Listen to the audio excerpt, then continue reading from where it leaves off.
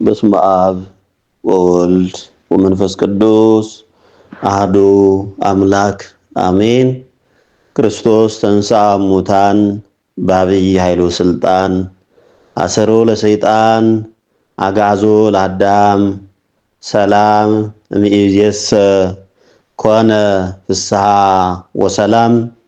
እግዚአብሔር የሚወዳችሁ እግዚአብሔርን የምትወዱ ኦርቶዶክሳውያን መንፈሳዊ ልጆቼ የእግዚአብሔር ልጆች የእናታችን የንጽሕተ ንጹሐን የቅድስተ ቅዱሳን የድንግል ማርያም የአደራ ቃል ኪዳን ልጆች የቅዱሳን መላእክት የቅዱሳን ጻድቃን ሰማዕታት ወዳጆች በእግዚአብሔር ስም እንደምን አደራችሁ? እንደምን አረፈዳችሁ? እንደምን ዋላችሁ? እንደየሰዓቱ አቆጣጠር እንደምን አመሻችሁ? አሜን። የፍቅር ባለቤት እድሜ ለንስሐ ሰጥቶ እንድናመሰግን እንድንዘምር መልካም ስራ እንድንሰራ ለዚህ ዕለት እንድንደርስ የፈቀደልን ስሙ ለዘላለም የተመሰገነ ይሁን።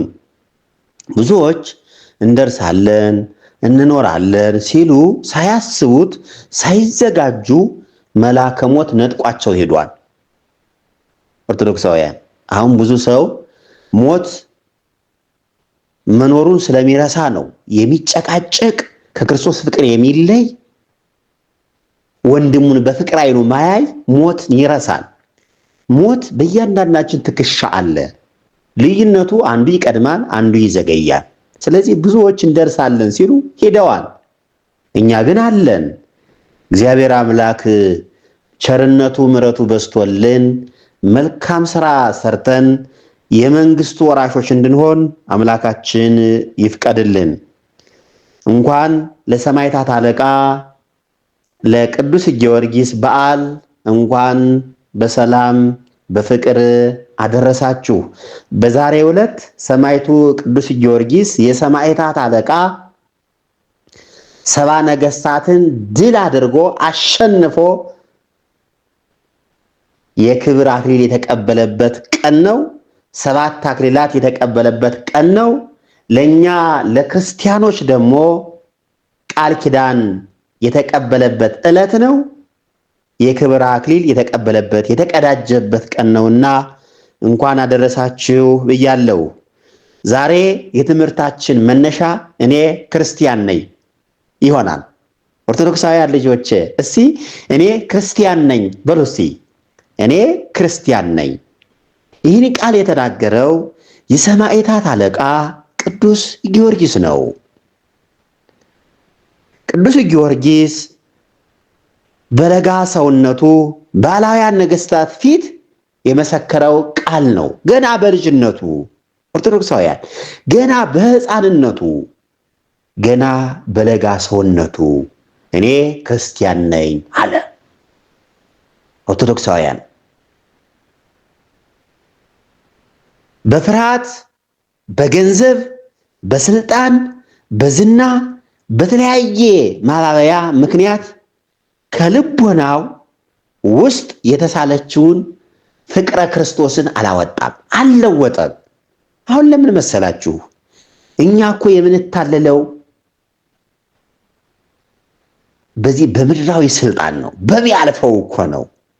ዛሬ የዘመኑ ባለስልጣናት እኮ የሚያሳድዱን የሚገድሉን ሞትን ስለሚረሱ እኮ ነው።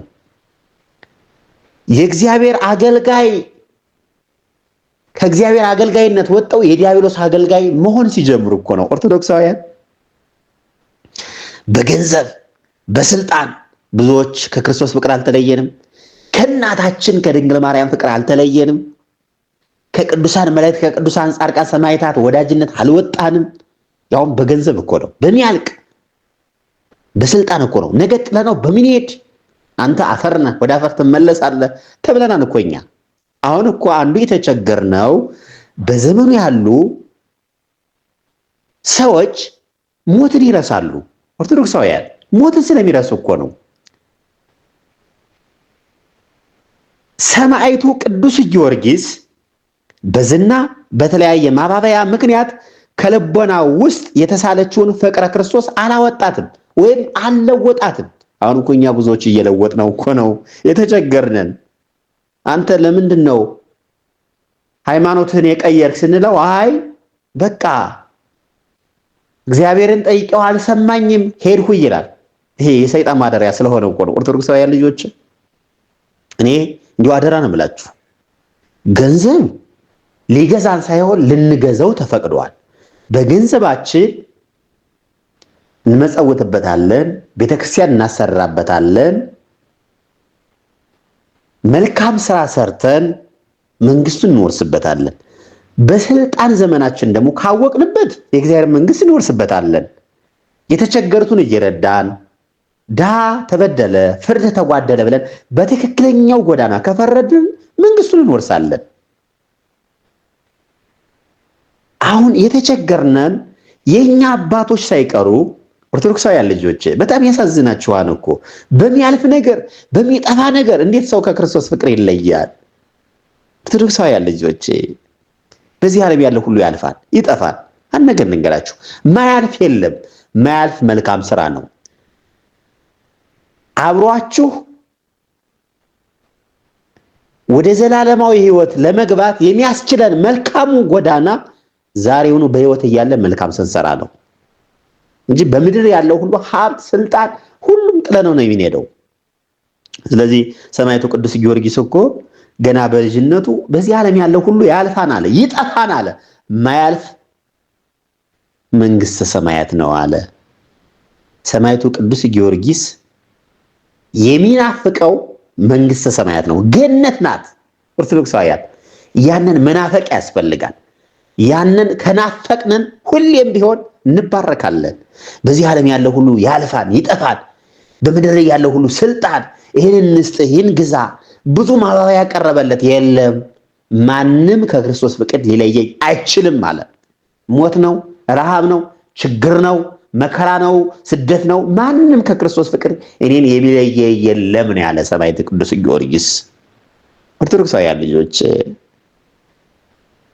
ይልቁንም ሰባው ነገስታት በተሰበሰቡበት እኔ ክርስቲያን ነኝ ከክርስቶስ ፍቅርስ ማን ይለየኛል ብሎ አሰምቶ ለጉባኤው ሁሉ ተናገረ። ማን? ሰማዕቱ ቅዱስ ጊዮርጊስ የሰማዕታት አለቃ። በሃይማኖቱ የሚፈራና የሚያስመስል ሰው በውስጡ ጥርጥርና አጠራጣሪ ሰይጣን ያድርበታል። በሃይማኖቱ የሚፈራ ክርስቲያን ማለት ነው። ሰማዕቱ ቅዱስ ጊዮርጊስን ከክርስቶስ ፍቅር ማን ይለየኛል ያላቸው ሰባ ነገስታቱን በፊታቸው ቀረበና አዋረዳቸው። ኦርቶዶክሳውያን ልጆች አዋረዳቸው። እስቲ ወደኛ ህይወት እንመለስ። ዛሬ እኛ ችግር ሲገጥመን መከራ ሲገጥመን እኮ ነው ወደ ቤተክርስቲያን የምንመጣው፣ ወደ አባቶች የምንመጣው። እስቲ ብዙዎቻችሁ ራሳችሁን ፈትሹት። ንስሐ መግባት የሚፈልጉ ብዙ ሰዎች ችግር ሲገጥማቸው ነው፣ በሽታ ሲይዛቸው ነው። እንዲህ አይነት ክርስትና የለም። አንድ ክርስቲያን የክርስቲያን ሰውነት የእግዚአብሔር መባ ስለሆነ በፍርሃት በጥርጥርና በማስመሰል ሊገለጽ አይገባውም። ኦርቶዶክሳውያን ልጆች ማመን ከሆድ መታጠብ ከክንድ ይላሉ አባቶች። በፍርሃት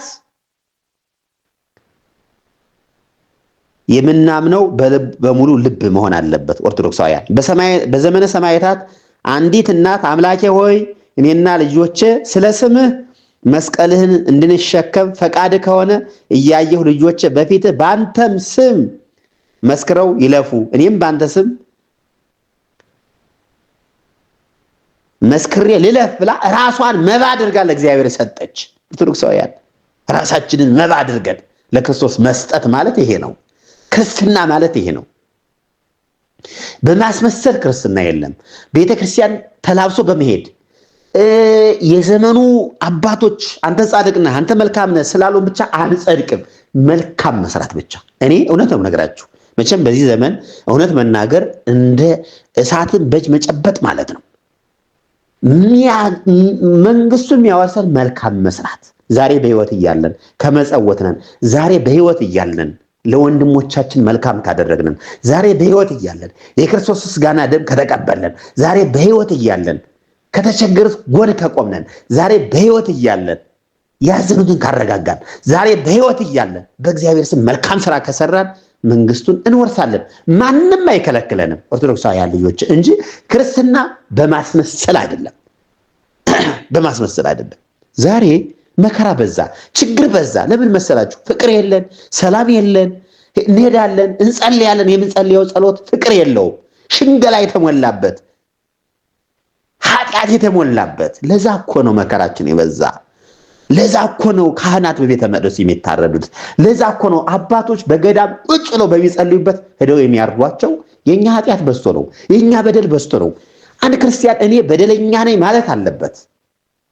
መከራ ሲበዛ ሲመጣ በእኔ ኃጢአት እኮ ነው፣ በእኔ በደል እኮ ነው ማለት ያለበት አይደለም። ዛሬ የዘመኑ ክርስቲያን ነን ባዮች የኛ ኃጢአት አይደለም በነገሌ ነው ይላሉ። አይደለም፣ በእኛ ኃጢአት ነው ኦርቶዶክሳውያን መከራችን የበዛ ችግራችን የበዛ።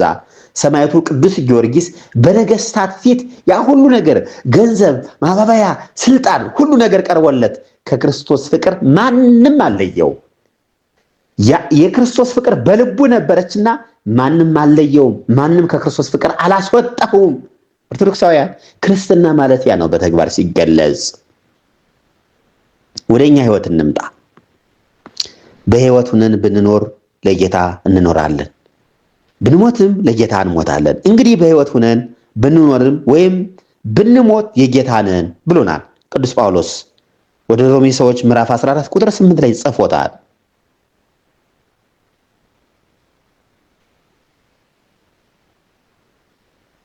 እናንተ ማመን፣ መታመን፣ መመስከር፣ ወንጌላዊ ህይወት፣ ርቱ አምልኮት፣ ተስፋ መስቀል ባለው ተግባር መገለጽ ነው ያለበት። ኦርቶዶክሳውያን እንዲያ ስንሆን እንባረካለን። ዛሬ በህይወት እያለን ብልሆች ብንሆን፣ የዋሃዎች ከሆነን፣ ደጎች ከሆነን፣ የተቸገሩትን ከጠየቅነን፣ በእውነት ክርስቲያን ከሆነን፣ የእውነት ክርስቲያን ከሆነን መንግስቱን እንወርሳለን። ይሄ ሀገራችን በሰማይ ነው። እስቲ አንድ ጥያቄ ልጠይቃችሁ። ይህን ድምፅ የምትሰሙ ሁሉ እንዲያው አደራ ነው ብላችሁ ተረጋግታችሁ መላልሳችሁ አድምጡት። ክርስቲያን ሀገሩ በሰማይ ነው አይደል? እና ሀገሩ በሰማይ የሆነ ክርስቲያን መንፈሳዊ ነኝ ባዩ ሰው ሳይቀር አንተ ከየት ነው የመጣህ ይላል። ዛሬ እኮ በመከፋፈላችን ነው መከራችን የበዛ። አንዱ አንዱን ይገለዋል፣ አንዱ አንዱን ያሳድደዋል። ኦርቶዶክሳውያን እስቲ ወደ ራሳችን እንመለስ። አደራ ነው የምላችሁ። ሰማዕቱ ቅዱስ ጊዮርጊስ ብዙ ማባበያ ቀረበለት። ማንም ግን ከክርስቶስ ፍቅር ሊለየው አልቻለም። ማንም ሰው ከክርስቶስ ፍቅር አልለየውም። ኦርቶዶክሳውያን ልጆች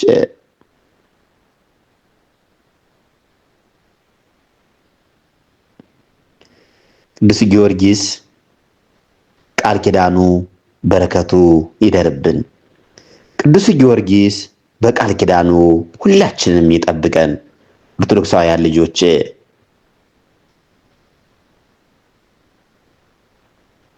ጠላቶቻችንን ሰማዕቱ ቅዱስ ጊዮርጊስ መከራ እያበዙበት ይከተላቸዋል፣ ይጸልይላቸዋል። እባክህ ልቦና ስጣቸው ይላል።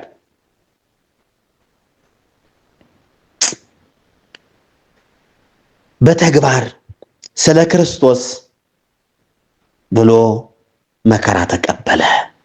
ኦርቶዶክሳውያን ልጆች አምላካችን መድኃኒታችን ኢየሱስ ክርስቶስ ሰማዕቱን ቅዱስ ጊዮርጊስን 7 አክሊላትን አቀዳጀው፣ ቃል ኪዳንም ሰጠው።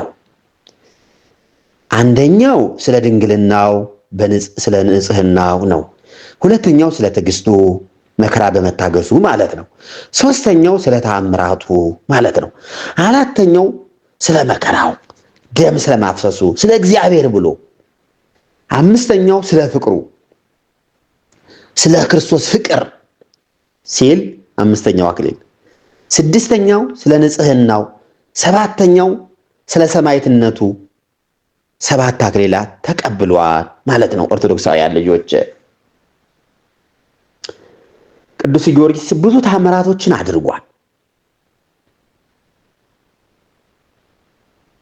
የዘንዶውን ያን አስፈሪ ዘንዶ በጦር መውጋቱን፣ አጋንንት ረግጦ አጥፍቷል።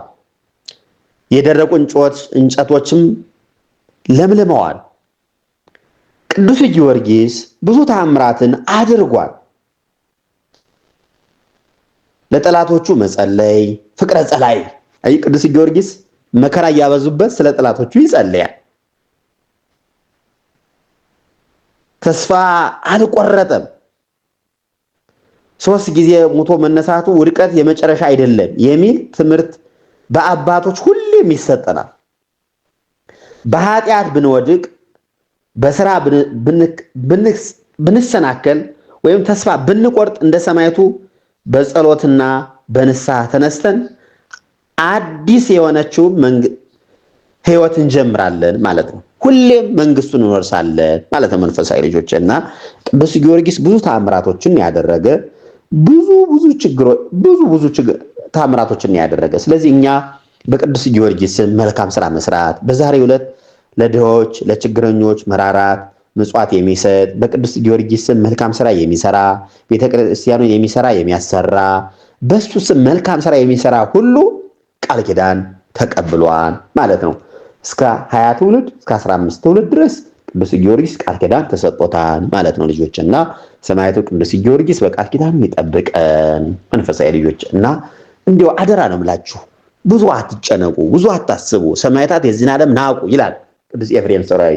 የዚህ ዓለም ጣዕም ማለት መብላት አይደለም፣ መጠጣት አይደለም፣ መልበስ አይደለም። ይህማ ተፈጥሮ ነው። የዚህ ዓለም ጣዕም ማለት ኃጢአትን መናቅ ማለት ነው። ስለ ክርስቶስ ብሎ መከራን መቀበል ማለት ነው። መንፈሳዊ ልጆች ያን ስናደርግ እንባረካለን ማለት ነውና እግዚአብሔር ይባርካችሁ ብያለሁ። ሰማዕቱ ቅዱስ ጊዮርጊስ የዛሬ ወር የዛሬ ዓመት በሰላም በፍቅር ሁላችን ያድርሰን።